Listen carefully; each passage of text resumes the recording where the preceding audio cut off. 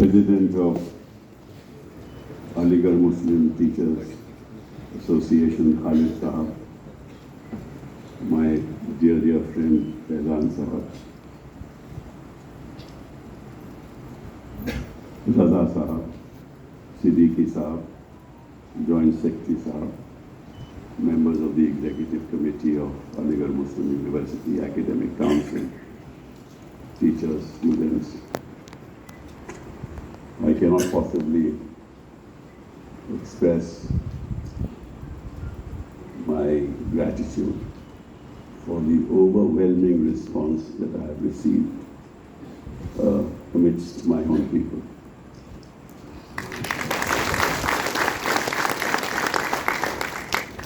We are all citizens of India, and I believe that that's everything comes later. Which religion I belong to, what I do in my personal life, which region I belong to, which state I live in, has nothing to do with the fundamental basis of the Indian Constitution. That is citizenship. And these rights as a citizen were given to everybody who was in India when the Constitution was framed and we became a republic on the 26th of January, 1950. And the Constitution really was ultimately a compromise. It was a compromise of historical currents that were flowing prior to the Constitution. Everybody had to come together. Communities had to come together, castes, creeds, religious majorities, minorities had to come together. And we had been marauded by the British, we had been exploited by the British. They left us penniless, they left us homeless in a sense that they exploited our economic resources to such an extent that we had to start building a nation. And in that journey, we had to be all together.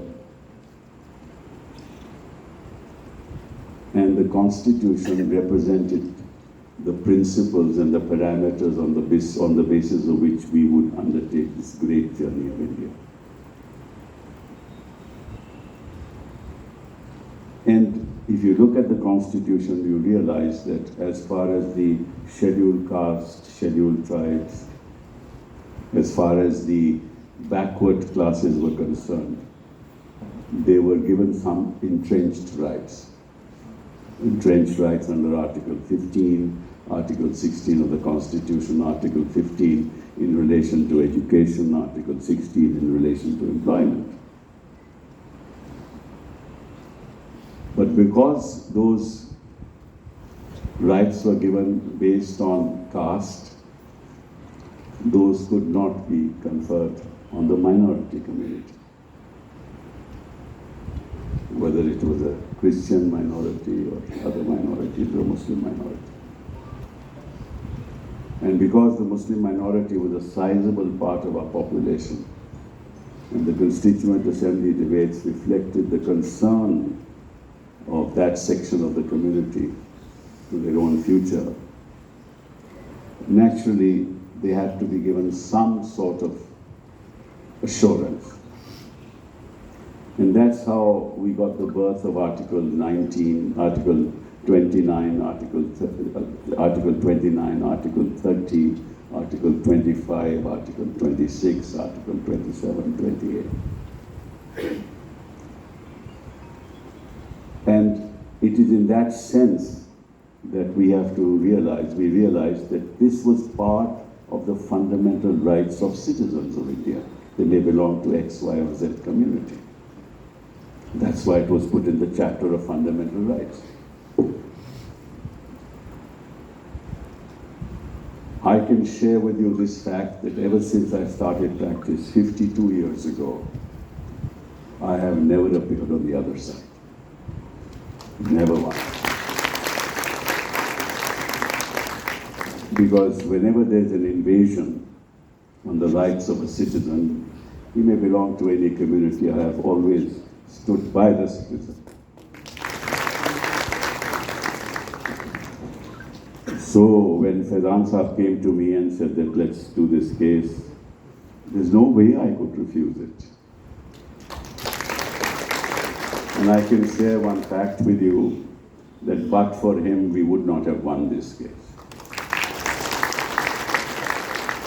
The meticulous briefing, the history of the institution, how this institution was formed way back, and the historical perspectives that were necessary to be placed before the court. And Sir Syed's great journey from 1869 onwards, how ultimately a college was set up and how it was necessary under the imperial rule. If we had to become a university, we naturally there was no other choice except to become a university and give degrees to our children who could then be employed. And then came our constitution, and one of the quintessential questions that arose in the case was, when the constitution comes into being, does a minority institution lose its status as a minority institution?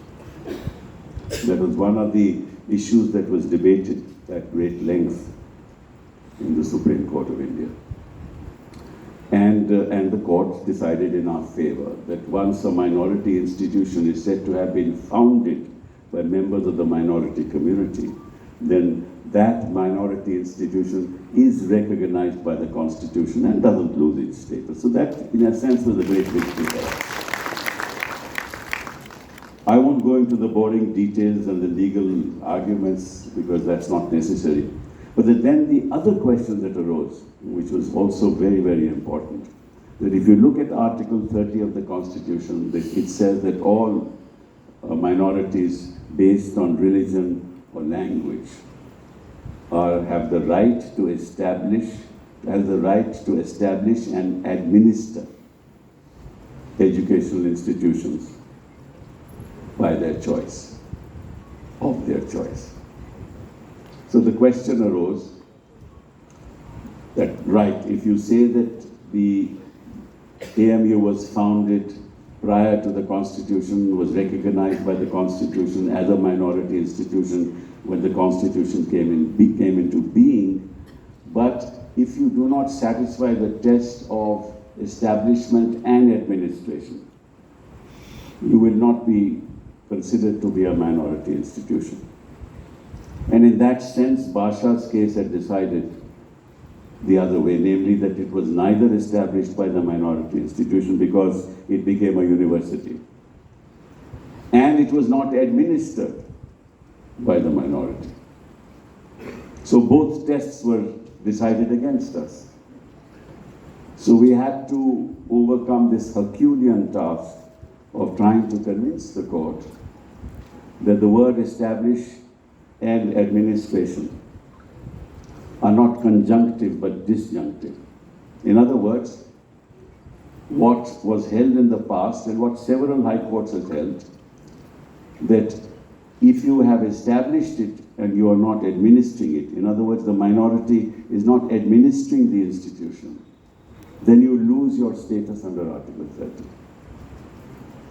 And the fact is that as far as the administration is concerned, there is nothing to show that it was to be administered by the Muslim community.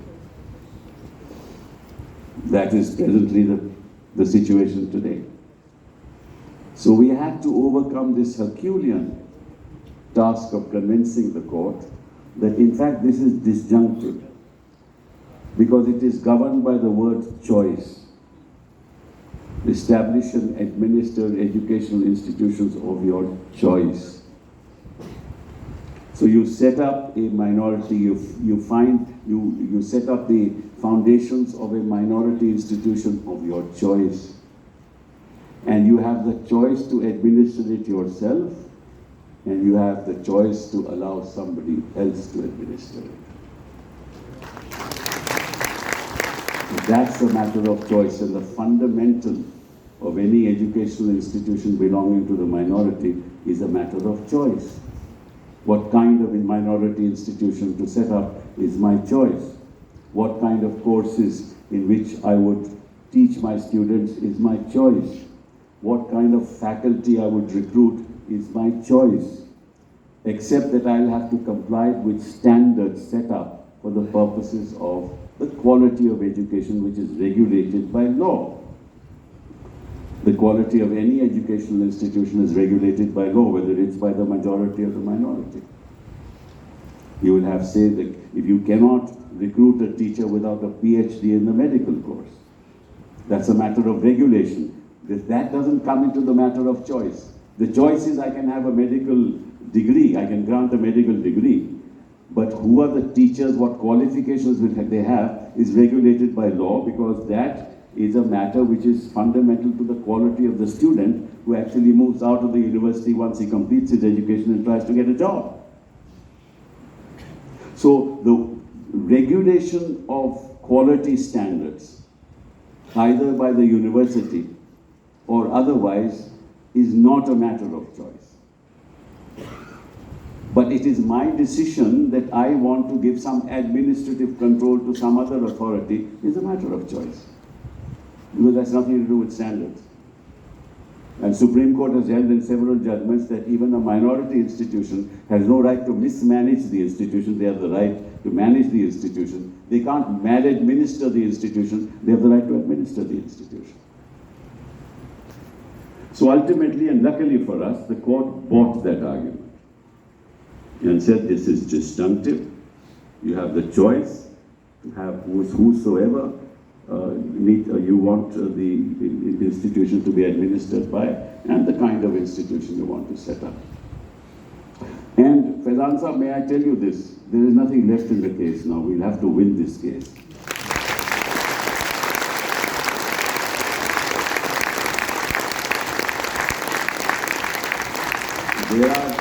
There are no ambiguities, there are no loopholes. The principles have been clearly laid down in this judgment. We had a discussion on that issue while we were traveling here together from New Delhi, and I explained to the extent I could, because he's a master of the law, that this is what the judgment says, and there is no other way. So therefore these two hurdles were there. The third hurdle was that, look, when the institution became a university and incorporated under the Imperial Act, then obviously you lose your status as a minority institution, because then you are governed by the Act, because the Act incorporates the university.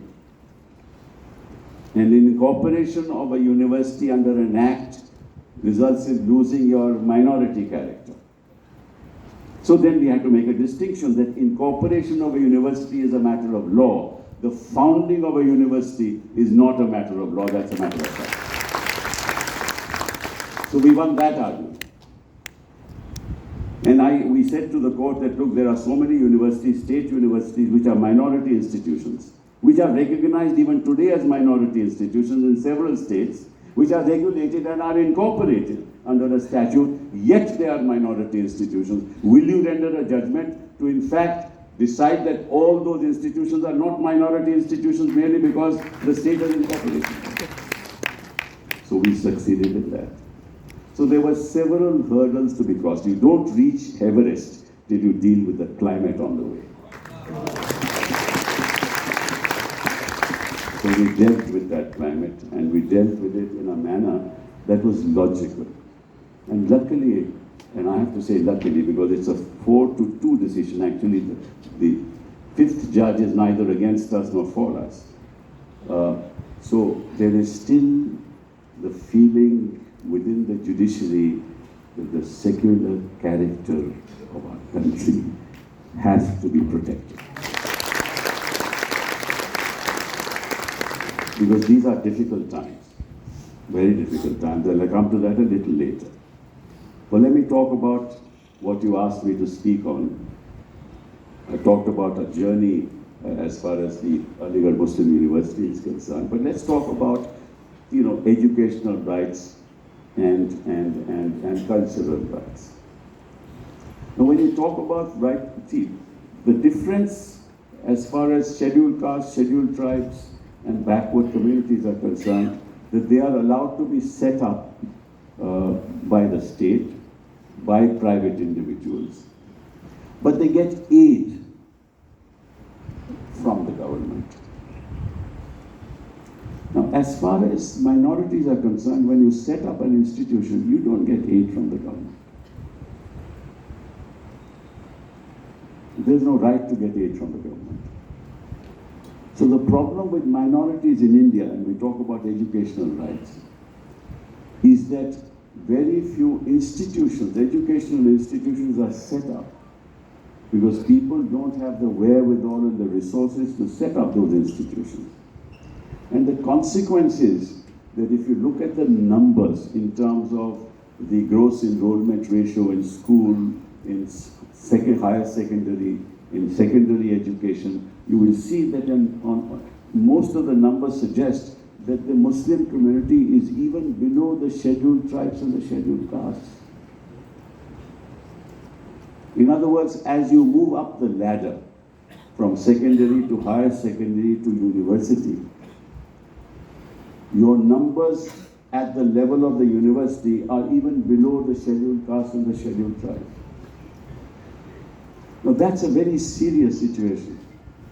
And the reason for that is that whereas you got protection under Article 30 to set up an institution, it was difficult for the minority community, and it is difficult for the minority community to set up institutions. And so unless you deal with that issue as a community, you'll not be able to move forward. So it's time that the community looks inwards, decides for itself that the only way for empowerment, the only way for a citizen to raise his head high and be counted is to be educated. So as you move forward in this new journey, and I say new journey because you've not done it in the past, and please take the lead, Aligarh Muslim University. Please take the lead. As you move forward in this new journey, make sure your children go to schools. Make sure they go to higher secondary schools. Make sure that you collect money, and people have done it in Kerala, but you've not done it in this part of the world. Please make sure that they do that. Then you don't need the state, you don't need a lawyer, you can stand on your feet.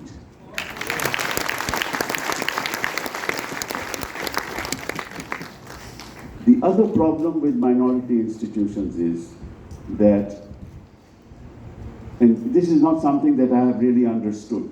According to me, all institutions are alike. All educational institutions are alike. Why do we call it minority institutions? All institutions are alike. Every member of the community belonging to the majority community or the minority community is entitled to set up an educational institution of his choice. Nothing wrong with it. But we think that if we do something for the minority, it is as if we are doing something special for the minority, which the majority cannot do. It's just the opposite. We do nothing special. In fact, majority community has the advantage of state aid, which at this level you will get aid, but at other levels you won't get aid. So in a sense, this right that was given to you under Article 30 is an inchoate right. It's not complete. It's not a right which empowers your children to move forward in life, because you don't have the resources. And if you set up an educational institution, you set up a medical institution, it costs crores and crores and crores of rupees. Nobody has that kind of funding. So this is the biggest problem that the Muslim community faces in this country. So, and I think that the other thing that you should do as a community, and this is not just for the minorities, it is for all communities, is that the world is changing. There is a paradigm shift. It's like the new if you remember the industrial revolution that took place in the 19th century, that industrial revolution brought about a complete economic shift in the way in which people work, in the way in which people move, and technology was at the heart of it. And I remember when the Industrial Revolution took place, London was one of the most polluted cities in the world. It took about several years to get rid of pollution in London. Because every technological revolution brings with it certain dangers. And we are now in the midst of a new technology revolution. The world of AI, artificial intelligence. The world of robotics. And a world in which the digital economy will control the world. These American corporations, with their algorithms, can determine the way you think, the way you act. And this is very dangerous for all of us. And India as a nation is not even ready with it. So instead of the government and all of us looking at these issues as to how actually to confront the new world, the coming of the new age, the new technological revolution which will change our lives, while looking at issues which are irrelevant. किसने क्या खाया, किसने क्या पहना, किसकी appeasement हो रही है, किसकी नहीं हो रही. How is that relevant to the future of India? It has no relevance. Talk about these issues. Your leaders should talk about these issues. Love jihad. How is that relevant to the future of India? Flood jihad. How is that relevant to the future of India? Places of Worship Act. Sabbal. How is it relevant to the future of India? It has no relationship to the future of India. When politics of the day sidelines the economic ambitions of the nation, that nation can never be strong.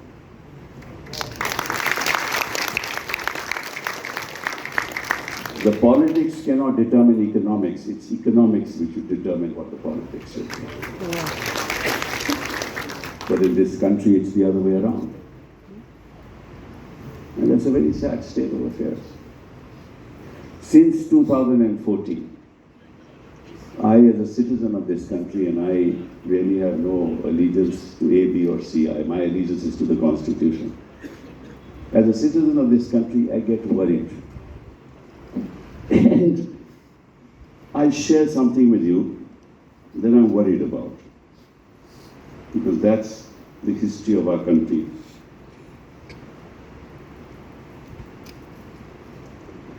We started with what? 2019 Citizenship Act, CAA. What has it got to do with future of India? Beef bans and cow vigilantism. How will it empower us? Anti-conversion laws. The revocation of Article 370. It's all political. Hate speech and communal rhetoric. Demolition of Muslim properties. Sabbal violence. Waqf amendment bill. Police encounters. Bulldozer justice. Display of names in eateries. Implementation of UCC. Surge in anti-Muslim hate speech. Stoic silence on Manipur. I can go on and on and on and on. What has this got to do with the future of my country? Nothing. The future of my country depends on how young students out there empower themselves and move into the mainstream of the global community and show how great they are. That's the first task of a nation, the fundamental task of a nation. And I can tell you this, if you really look at the history of the world, if you look at the history of the world, it is a history, all those countries where education is of the highest standard are leading the world. I'll give you a little figure. If you look at R&D investment in the United States of America, it is $650 billion a year. $650 billion. If you see China's investment in R&D, it is over $500 billion. That's why it is where they are where they are.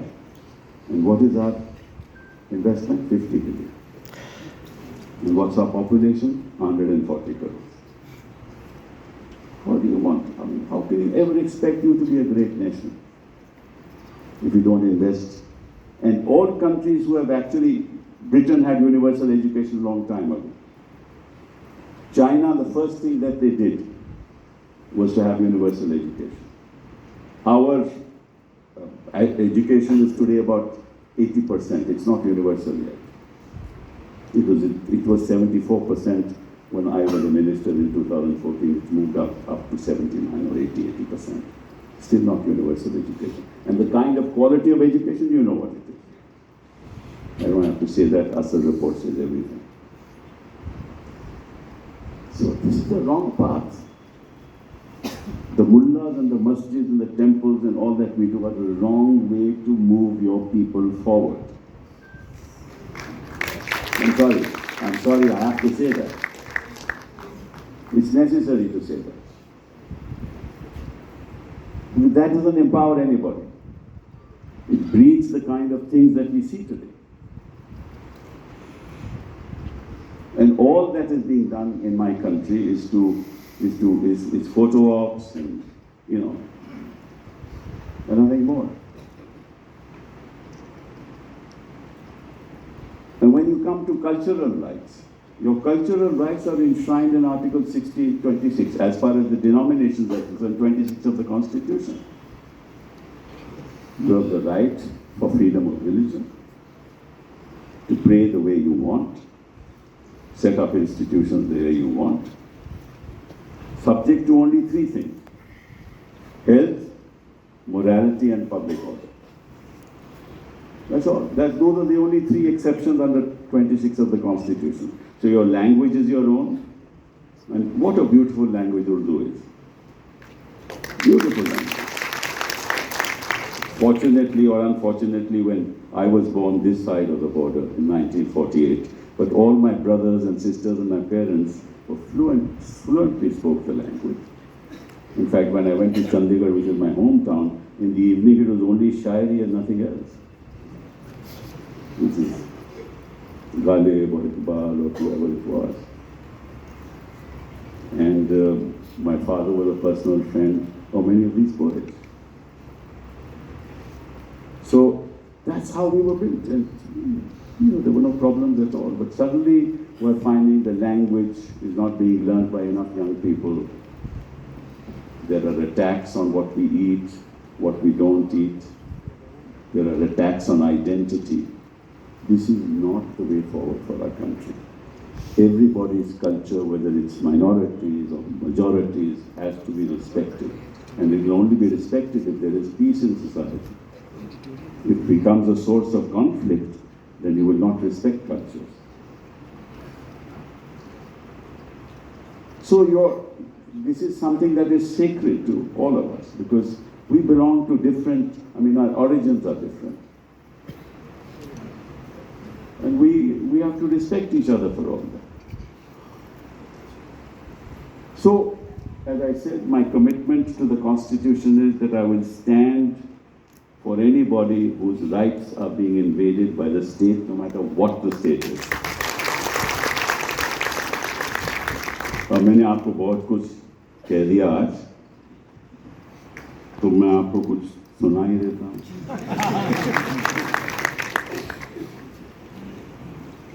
मंजिल पे पहुंच के करूंगा क्या? मंजिल पे पहुंच के करूंगा क्या? वहां से वापस भी आना लाजमी है। मंजिल पे पहुंच के करूंगा क्या, वहां से वापस भी आना लाजमी है। ऐसा नशा के छोड़ कर करूंगा क्या, ऐसा नशा के छोड़ कर करूंगा क्या, मैं खाने का दोस्ताना लाजमी है।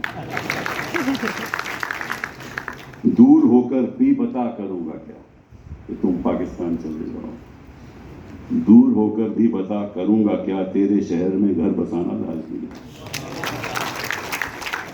तेरे शहर में घर बसाना लाजमी है।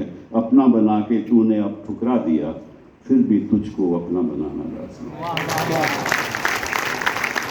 फिर भी तुझको अपना बनाना लाजमी है। गली गली में जो आग जल रही है, उस आग को हमें बुझाना लाजमी है। खुदा के वास्ते इस दहशती को छोड़ दे, ये गुलसिता उचाड़ना क्या लाजमी है।